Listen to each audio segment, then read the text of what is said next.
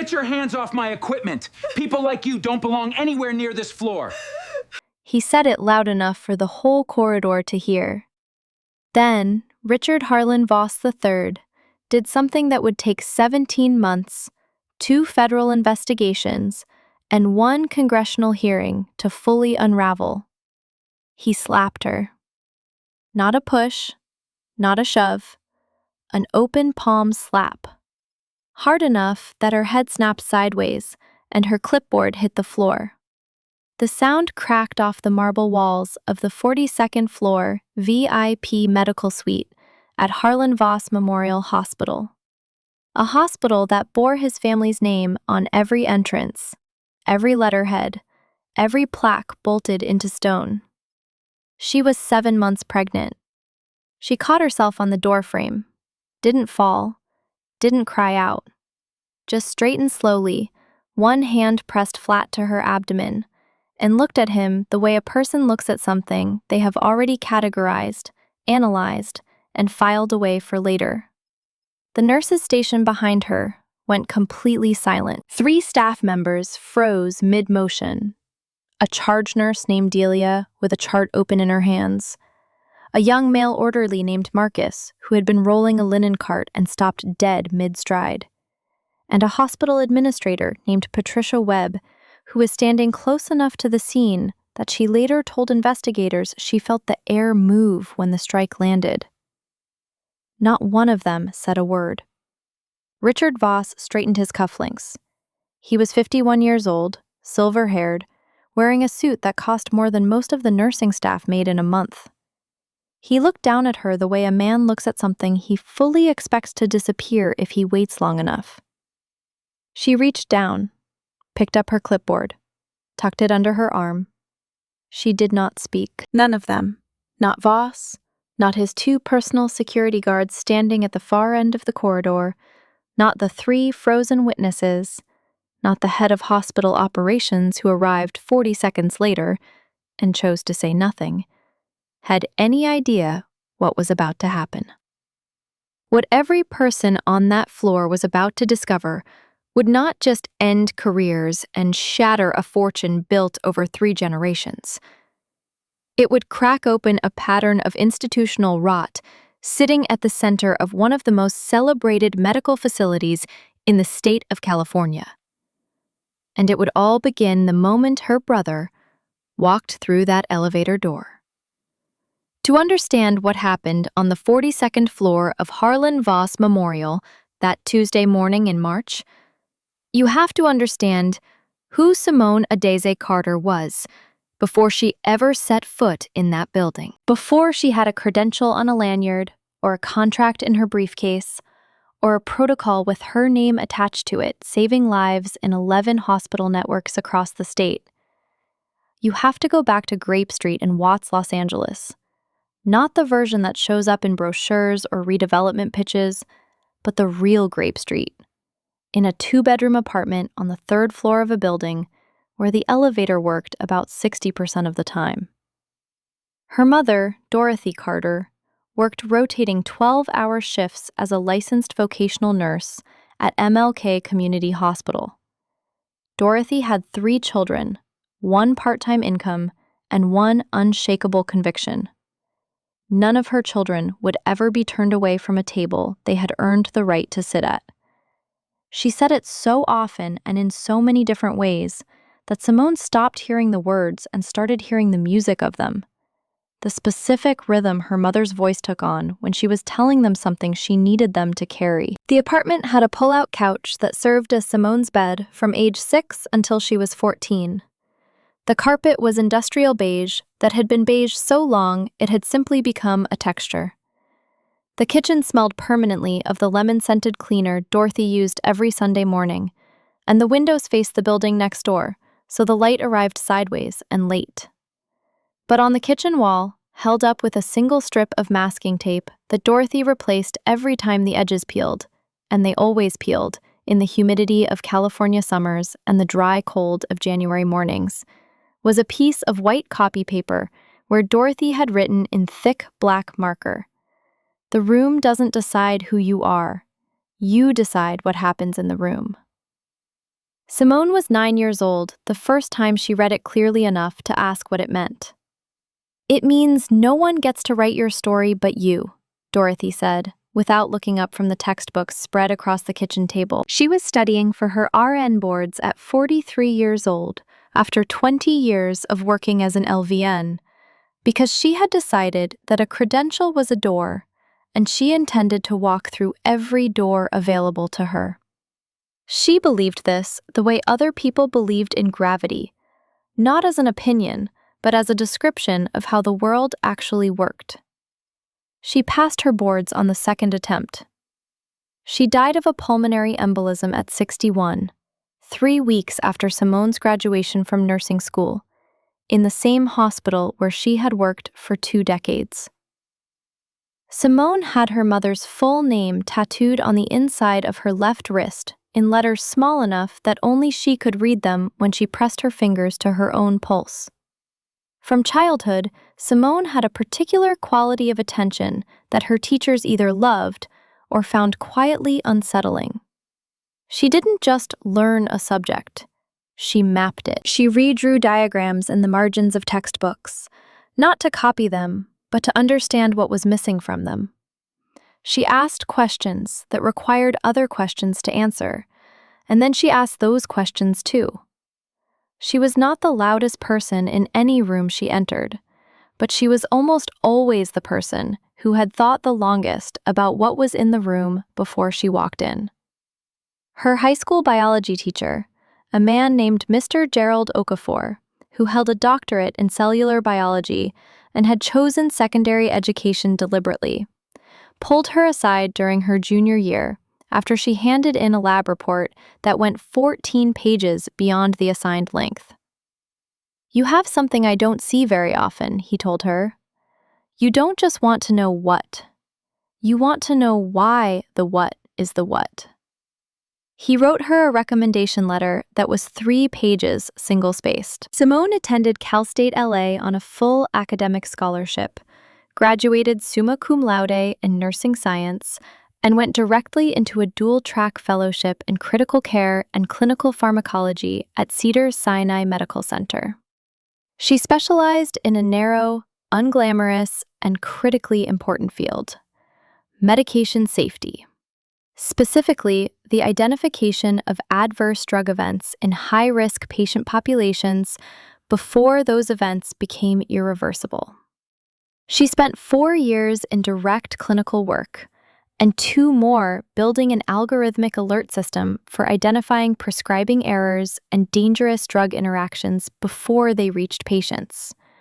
She called it SafeScript. She tested it for 18 months across 2 pilot hospital networks, refining the alert thresholds based on real case outcomes before she was ready to publish. The paper ran in the Journal of Patient Safety. By the time the citations started accumulating, 11 hospital networks across California had adopted some version of her protocol. The estimated number of medication-related deaths prevented in the first 3 years of adoption was 247. She never put that number in her email signature. She never mentioned it in conversation unless directly asked. She carried it the way her mother had carried the belief that credentials were doors, not as a trophy, but as a description of how the world could work if you paid close enough attention. She was 34 years old. She was 7 months pregnant with her first child, and she was carrying a leather-bound audit notebook with her initials embossed on the lower right corner, a gift from her mother's church congregation at her nursing school graduation, when she stepped off the elevator onto the 42nd floor of Harlan Voss Memorial Hospital and got to work. Simone had not arrived at Harlan Voss Memorial as an employee. She held no badge issued by the hospital, no nameplate on any door, no title in their organizational chart. She was not there because the hospital had invited her. She was there because the California Department of Health Services had sent her. She held a signed 3-year contract with the department to conduct a comprehensive medication safety audit. Specifically, a review of prescribing practices and adverse event reporting on the hospital's VIP medical suite. The audit had been requested following a growing file of anonymous staff reports submitted to the state over a period of 18 months. Reports describing medication protocols that seemed to vary based on factors that had nothing to do with clinical need. Reports describing pressure on nursing staff to document outcomes differently than they had occurred. Reports describing a floor where the standards of care appeared to bend, quietly and consistently, in the direction of money. The 42nd floor. The floor that bore the Harlan Voss family's particular fingerprints most heavily. Simone had spent 3 weeks before her first site visit reading the 214 pages of the state's preliminary internal report. She had cross-referenced every staff complaint with available medication logs and adverse event filings. She had built a preliminary risk map before she ever set foot in the building, and the map had several areas of deep concern. She arrived at 8:47 in the morning. She signed in at the main desk with her state credentials, as the facility protocol required. She had coordinated her visit the previous week with a facility operations coordinator named Angela, who had confirmed her authorization and provided her elevator access. She carried her audit notebook, her Department of Health Services credential card, and a letter of authorization signed by the department's deputy director. She had been on the floor for exactly 4 minutes when the elevator opened again and Richard Harlan Voss III stepped out. Simone was logging the medication cabinet's electronic access records. Routine procedure, the kind of documentation step that takes less than 5 minutes and generates data that can take weeks to fully analyze. When she heard the footsteps, she registered them the way she registered everything: the weight distribution, the pace, the particular cadence of a man who had spent his entire life in rooms that were already arranged for his comfort before he arrived. "What do you think you're doing?" She turned. She had reviewed the facility profile thoroughly. She recognized him immediately. Richard Harlan Voss III, 51, heir to the Harlan Voss healthcare empire built by his grandfather in the 1950s and maintained through 3 generations of strategic philanthropy, political connection, and institutional control. Son of the current occupant of Suite 4201, whose extended hospitalization was one of the factors that had made the 42nd floor an active site of family attention for the past 4 months. "I'm conducting a state-authorized medication safety audit," Simone said. "My name is Simone Carter. I'm contracted through the California Department of Health Services." He looked at her the way she had been looked at before. He took in the pregnant belly, the natural hair, the scrubs that were neatly pressed but were still scrubs. He did the calculation people do in under a second, the calculation that runs on whatever data is closest to the surface, and he reached a conclusion. "I don't care who you say you are. You are not authorized to touch anything on this floor. This is a private medical suite. I have written authorization from the deputy director of—" "I said get away from that cabinet." He stepped toward her. Close. Closer than a professional conversation required. "How did you even get up here? Who let you up here?" "Marcus." He snapped his fingers in the direction of the orderly without turning to look at him, the way a person snaps at a dog. "Get security. This woman is accessing patient medication records without authorization." "Mr. Voss, I have documentation in my—" "I don't want to hear it." His voice had the particular flat quality of a man who had decided a conversation was finished before the other person knew it had begun. "People like you don't come up here and start pulling records without anyone knowing about it. You want to tell me who sent you? Who are you actually working for?" She opened her notebook. She began writing. Badge description. Time, 8:51 a.m. His exact words, verbatim, in the clean block print she had developed over years of clinical documentation. That was when he reached out and knocked the notebook out of her hands. The charge nurse Delia made a sound, a short, bitten-off intake of breath, the involuntary noise a body makes before the mind catches up and decides what to do. She did not step forward. Simone bent carefully, one hand on her abdomen, 7 months along, careful and deliberate, and retrieved the notebook from the floor. She straightened. She looked at him. "You need to step back," she said. Quiet, level. The voice of someone who had delivered serious diagnoses in crowded emergency rooms and understood that clarity of tone was more effective than volume. "You need to get off this floor before I have you removed," he said. He reached for the clipboard in her hand, the one with the state authorization letter clipped to the front, the one with the Department of Health Services seal printed across the top, and wrenched it sideways. She held on. For a moment, they both held it, and the corridor was so quiet you could hear the ventilation system running in the ceiling above them. Then he let go with one hand and struck her across the face with an open palm. The sound was flat and hard, and wrong in a way that sounds are when they belong somewhere private and violent, and have been made in a public place. Delia dropped her chart. It hit the linoleum floor a half-second after the clipboard did. Simone's head had turned with the impact.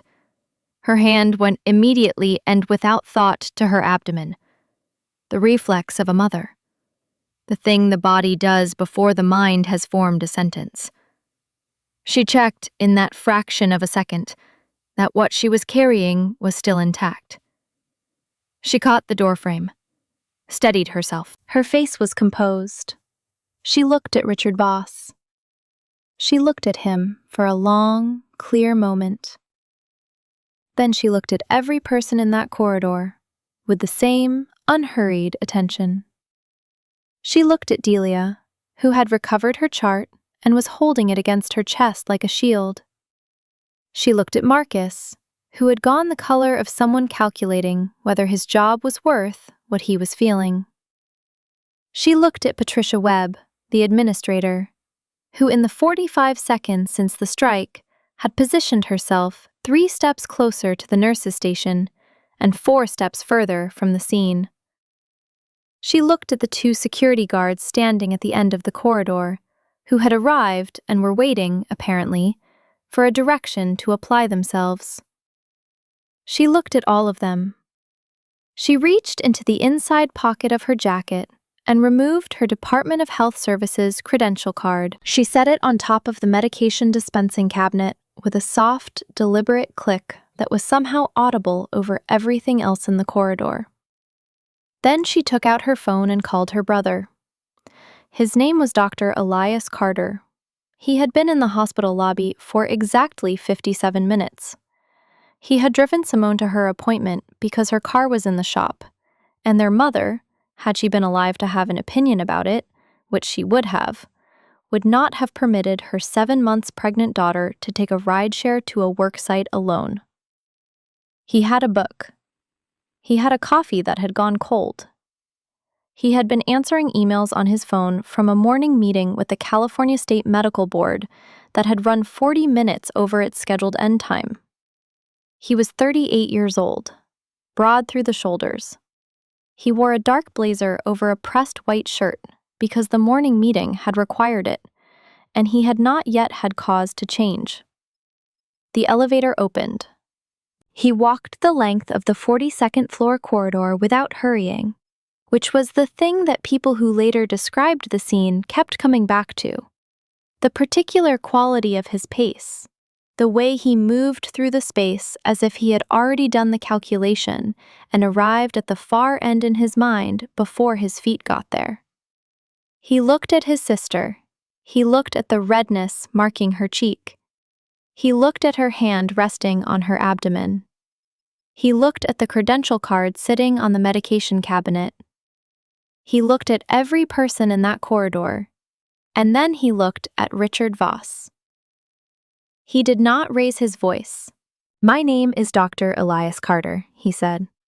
I'm the Deputy Director of the California Department of Health Services. The authorization letter on that clipboard, the one currently on your floor, carries my signature. The woman you just struck is my sister, Simone Carter. I contracted her personally to conduct this audit on behalf of the state. He reached into his jacket pocket and produced his own credentials. He held them open, clearly visible, without theatrics. This facility is now under emergency administrative review, effective immediately. No staff member on this floor is to leave the premises.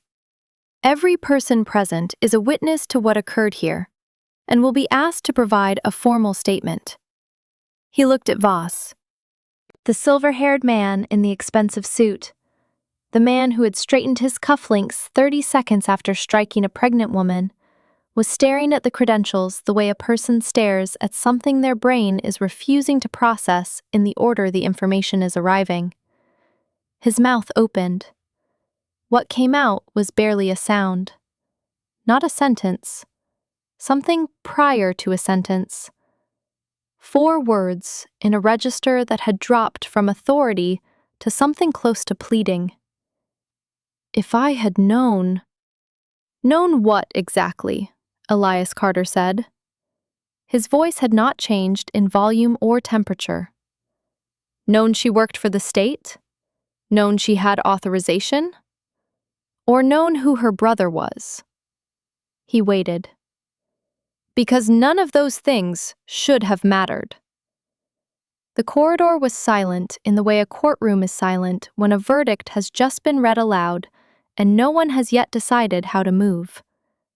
Richard Voss's hand found the wall behind him. His 2 security guards stood at the far end of the hallway and did not move. Delia, the charge nurse, set her recovered chart quietly on the nurse's station counter. Then she took out her phone and, with the particular deliberateness of someone who had been waiting a long time to do something, began to record. The emergency administrative review began within 48 hours and did not stop for 17 months. Investigators with subpoena authority had access to every medication log, every cabinet access record, every prescribing authorization, every staffing schedule, and every incident report filed from the 42nd floor going back 4 years. What Simone had come to audit, what the preliminary state report had only begun to describe, turned out to be significantly worse than the anonymous complaints had suggested. Worse in scope, worse in duration, and worse in the deliberateness with which it had been designed and protected. The VIP medical suite at Harlan Voss Memorial operated on what investigators eventually named in their formal report as a tiered compliance model, informal in its documentation, systematic in its execution. Patients in standard care received standard medication review cycles, mandatory cross-checks, and required adverse event reporting as California law prescribed.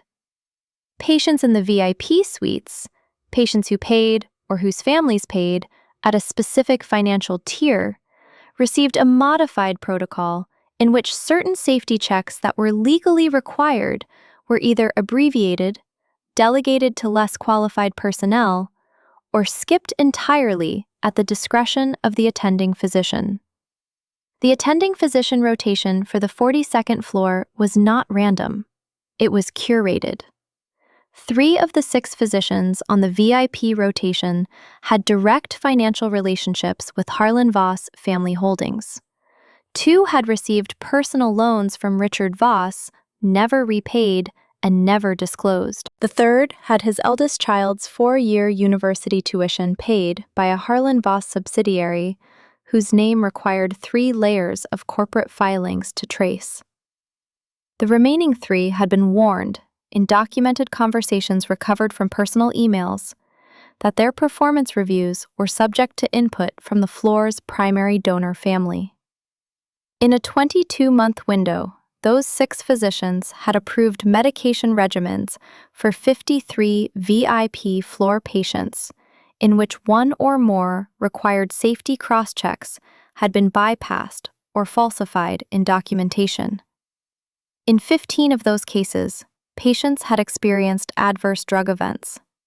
In 6 of those cases, the adverse events had resulted in extended hospitalization, significant additional treatment, or injury that physicians described in private communications as preventable. None of the 6 cases had been reported to the state as required by law. Simone worked from her apartment through the final weeks of her pregnancy, pulling datasets and running her safe script analysis against the medication logs investigators had provided. She identified an additional 31 patient files containing the same risk signature, the pattern her algorithm had been trained to recognize, where adverse events had not yet occurred, but the conditions for them were already in place. She delivered her analysis in a formal report that ran 308 pages. 3 weeks later, she delivered her daughter. She named her Dorothy. Richard Voss was arrested on a Tuesday morning, 14 weeks after he struck Simone in that corridor. He was charged with felony assault on a state official in the performance of her duties, obstruction of a state investigation, and conspiracy to violate California Health and Safety Code provisions governing mandatory adverse event reporting. His bail was set at $2 million. He posted it within 6 hours. His attorney issued a statement describing the charges as politically motivated and the audit as an overreach of state authority. The statement did not help him. 3 of the hospital's largest institutional investors divested their positions within 30 days of the arrest. The board of directors voted 11-2 to place the facility under independent receivership pending the investigation's completion. 2 of the 6 attending physicians on the VIP rotation entered consent agreements with the state medical board, surrendering their hospital privileges and submitting to supervised practice restrictions. The other 4 retained criminal defense attorneys and began cooperating with the federal inquiry that had been opened by the U.S. Department of Health and Human Services following the state's preliminary findings. Delia, the charge nurse frozen in the corridor, came to the investigator's office voluntarily on a Thursday afternoon without an attorney. She submitted a sworn statement describing 7 specific incidents in which she had been pressured to alter medication documentation after the fact, including one case where she was told explicitly to classify a medication error as a pre-existing complication. She had said nothing. She told the investigators it was the decision she most regretted in 22 years of nursing. She did not lose her license or her job. What she lost, she said later, was the weight of 2 years of silence, and she described it as feeling physically like standing straight for the first time in a very long time. Marcus, the young orderly who had gone still in the corridor, had been recording quietly on his phone from the moment Simone bent to retrieve her notebook from the floor. His footage captured everything from that point forward. The second notebook knockdown, the strike, the credential card placed on the cabinet, Elias Carter's arrival, and every word of what followed. The footage was entered into evidence. It was also published by the Los Angeles Times in the investigative piece that ran under the headline, "A Hospital with 2 Standards of Care." The piece was cited in 3 separate legislative hearings. Patricia Webb, the administrator who had taken one small step backward, resigned before investigators completed her interview schedule. She later cooperated fully in exchange for reduced administrative liability. In her deposition, she stated she had witnessed variations of what happened on the 42nd floor that morning: the dismissal, the intimidation, the quiet erasure of staff concerns, on at least a dozen occasions. She stated she had told herself each time it was not her job to intervene at her level. She stated, on the record, that she had been wrong. The California State Legislature opened a separate inquiry into tiered care protocols across all 112 licensed general acute care hospitals in the state. Simone was invited to testify before the Joint Health and Human Services Committee. She appeared 7 weeks after Dorothy was born, carrying her audit notebook and 308 pages of analysis and the particular quality of calm that had been in her since childhood. The calm that came not from the absence of feeling, but from the absolute clarity of purpose. She spoke for 2 hours. She answered questions for 90 minutes more. She did not raise her voice once. Richard Voss was convicted on 2 of 3 felony counts. He was sentenced to 4 years in California State Prison. He served 26 months following a cooperation agreement with federal investigators examining the broader financial structure of Harlan Voss Family Holdings. The hospital's name was changed. The plaque above the main entrance came down on a Wednesday morning in February, and a facilities crew spent 4 hours removing the letters. Several staff members watched from inside the lobby. No one photographed it for the institution's website. Dorothy Carter, the elder Dorothy, the woman who had worked 20 years as an LVN before passing her RN boards at 43, who had taped that piece of paper to the kitchen wall on Grape Street every time the edges peeled, never knew what her daughter would build. She never knew about SafeScript, or the 247 lives, or the 308-page report, or the afternoon on a 42nd floor in a marble-walled hospital corridor where her daughter stood in the silence of a dozen people who chose not to move and did not give any of them the reaction they were waiting for. But she knew the things she had written on that paper. She knew it well enough to retape it every time the strip gave out. And she had said it to her daughter often enough, and in enough different ways, that Simone had stopped hearing the words and started carrying the weight of them. The room doesn't decide who you are. You decide what happens in the room. Simone's daughter Dorothy was 3 months old at the time of the legislative testimony. She was in a carrier against her father's chest in the public gallery, and she slept through most of it with the particular peace of a person who had not yet learned to be afraid of anything. Simone said afterward that it was the greatest possible endorsement of everything she had said.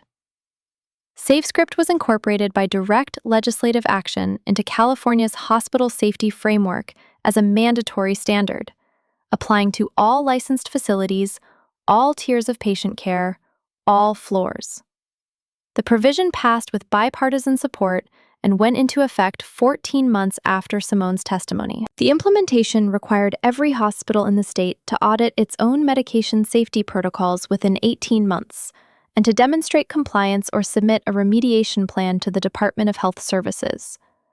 No exceptions for VIP floors, no exceptions for facilities whose names were on the building. Here's what I want you to take from this. Richard Voss didn't strike Simone Carter because he knew something about her. He struck her because he had never had to know. He had spent 51 years in rooms where not knowing carried no cost, where the floors were kept clean by people whose names he had never learned, where the walls reflected his family name back at him in bronze lettering, where the authority to dismiss someone, to deny them, belittle them, remove them, had always come at no consequence to himself. The real injury that morning wasn't the slap. The real injury was the silence that surrounded it. 3 trained medical professionals watched a pregnant woman get struck and did not move. That silence is not simply a failure of individual character. It is a system working exactly as it was designed, teaching everyone in the room to calculate the cost of speaking against the cost of staying quiet, and to choose quiet because quiet has always been the safer option for people in their position. We only heard this story because he picked the wrong person. That is the most uncomfortable sentence in everything I just told you, because it means there are stories we don't hear. Women who didn't have a brother with a signed authorization letter and a deputy director's badge on his way up in the elevator. Men and women who were exactly what they appeared to be on the surface. Human beings doing their jobs, deserving of every protection, and who met that same silence and were simply erased by it. The credential should not be the twist. Dignity should not require a plot device. The lesson here is not be more impressive so that powerful people treat you like a person. The lesson is the room should not have the right to decide. Not by the name on its door, not by the suit in its corridor, not by the silence of the people standing in it. So I want to ask you something directly, and I hope you'll sit with it for a moment before you answer. Have you ever been in a room where something wrong happened, and you told yourself it wasn't your place to speak? Maybe you were afraid of the cost. Maybe you calculated the risk and decided it was too high. Maybe you took one small step backward and looked at the wall and waited for it to be over. What would it have taken for you to step forward instead? Tell me in the comments. I read every single one. Hit the bell. We tell these stories every week because every one of them is a door, and someone on the other side of it needs you to push.